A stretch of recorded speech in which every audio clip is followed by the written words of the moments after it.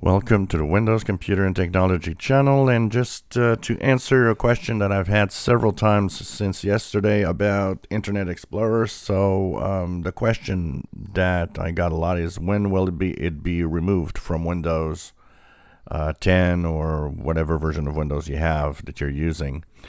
It's good to note that by default, if you have a Windows 10 or Windows 11 machine, Windows Internet Explorer was not installed by default. There was an option where you could add it, but it was not installed by default. So there was no Internet Explorer if you didn't do anything to get it. If you did, or if for some reason, because of some need, the Internet Explorer browser was there, what's going to happen starting today, because today is, of course, the day where end of support happens, is that, first of all, anybody using Internet Explorer will be actually pushed to Microsoft Edge browser, and there's going to be in their Internet Explorer a button that's going to say, well, you know what, reload this in IE mode in Edge, and all your favorites are going to be moved automatically so that you can use Internet Explorer mode within Edge instead. IE mode in Edge will be supported until 2029.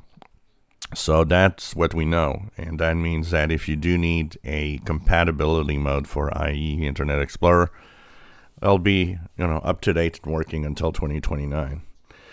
For the rest, there's no fixed date, but we know that within the next months, because what's going to happen is Internet Explorer is going to become unsecure. If you do have it installed, it's not going to have security updates.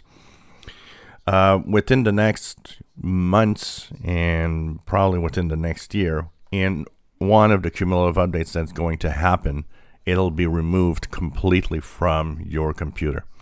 So think about that. If for some reason, because this is mostly why some people will have Internet Explorer, a very specific thing, either a piece of software that actually uses something about Internet Explorer, or it could be because the major use left for Internet Explorer is still Enterprise.